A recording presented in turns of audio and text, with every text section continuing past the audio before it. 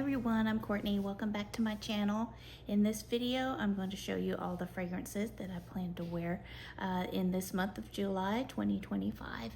If you did watch my last video, I shared with you the fragrances I wore in June.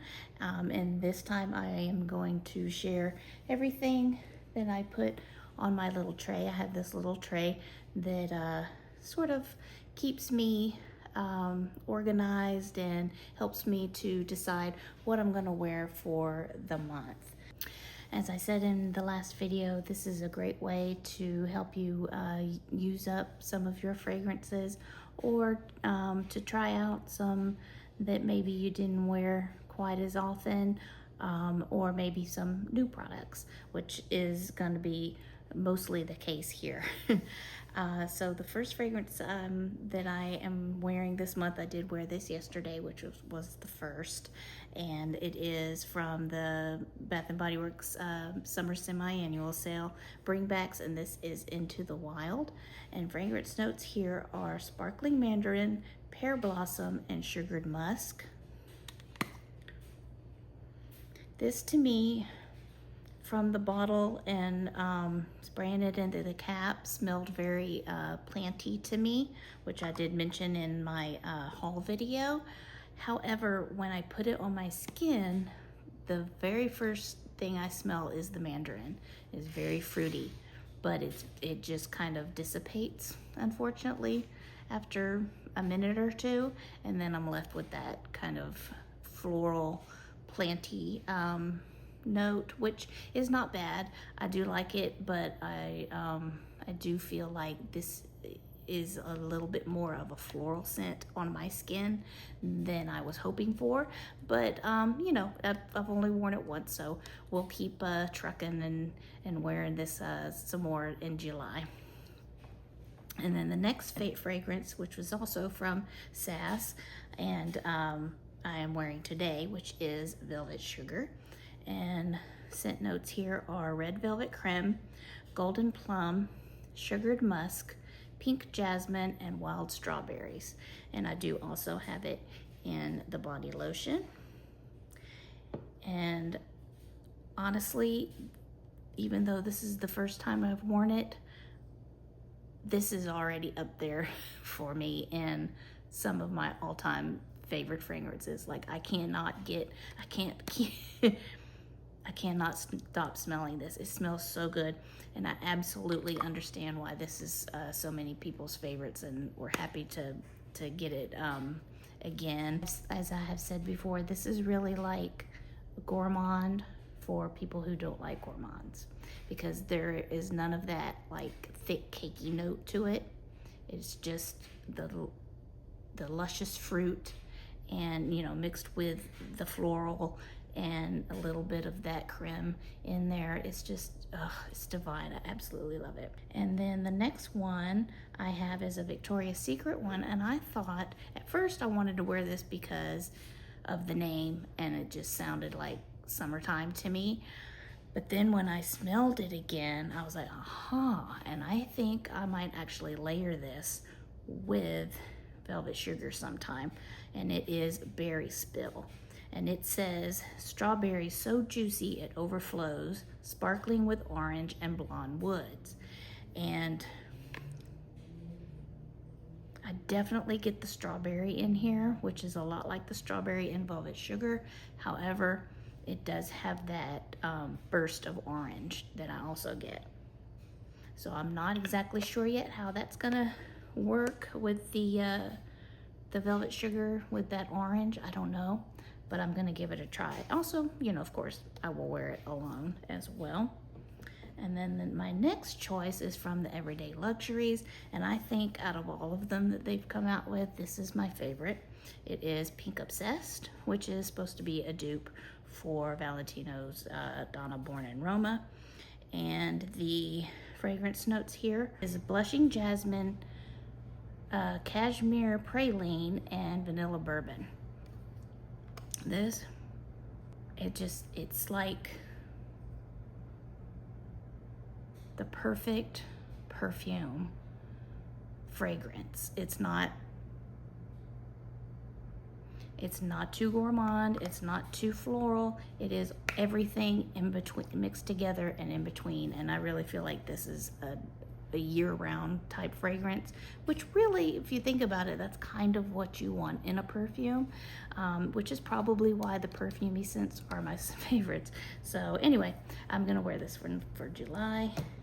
And the next one I just got also during SAS, and this is Always and Forever, and I decided I'm gonna go ahead and wear this now because I don't know if I'll be able to wear it again until spring, because it is definitely a floral.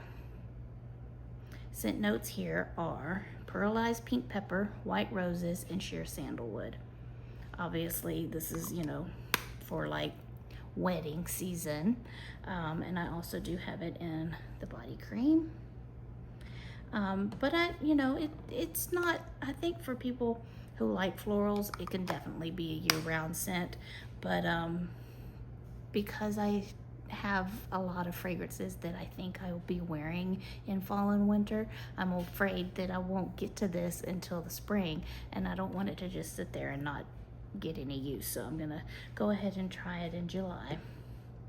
And then the next one, same thing. I literally got this right before Mother's Day, and it's the Disney Princess Cinderella. And scent notes here are gardenia petals, enchanting musk, and sapphire blue amber. Oh, this smells so good.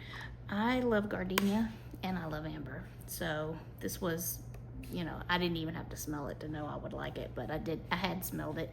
I already had the body wash, but then I decided to get the mist as well as the body cream. And I also got a set for my mom, which is when I got it, was right before Mother's Day.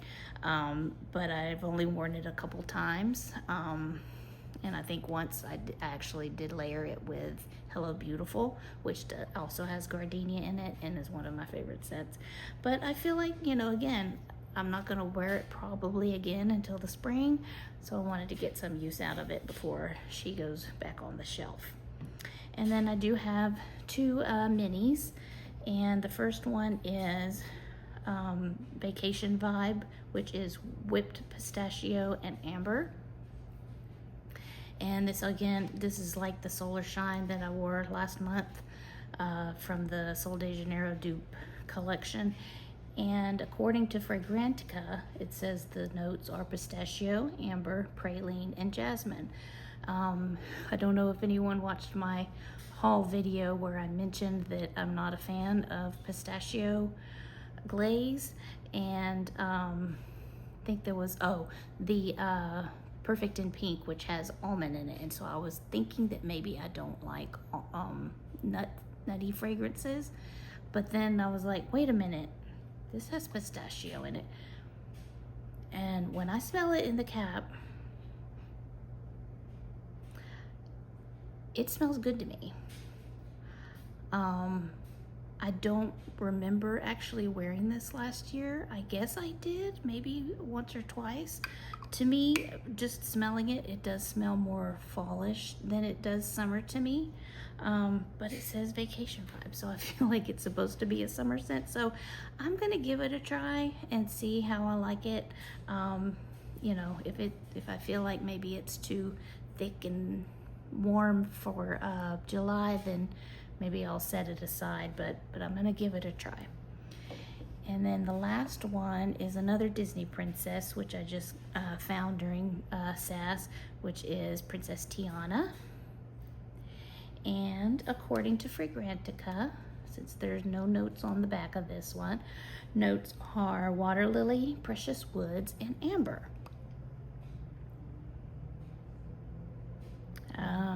I mean, I don't know what precious woods are. I remember somebody saying when they were reading the notes from the bigger bottle, it said Bayou Woods. Again, I don't know what that means. To me, this has more, I mean, I definitely get the water lily, but to me, it's more of like an herby green, planty scent, almost like Into the Wild, honestly. But I have not sprayed it on my skin yet, so I know from experience that it can smell different on your skin. So yeah, I'm excited to give Tiana a try.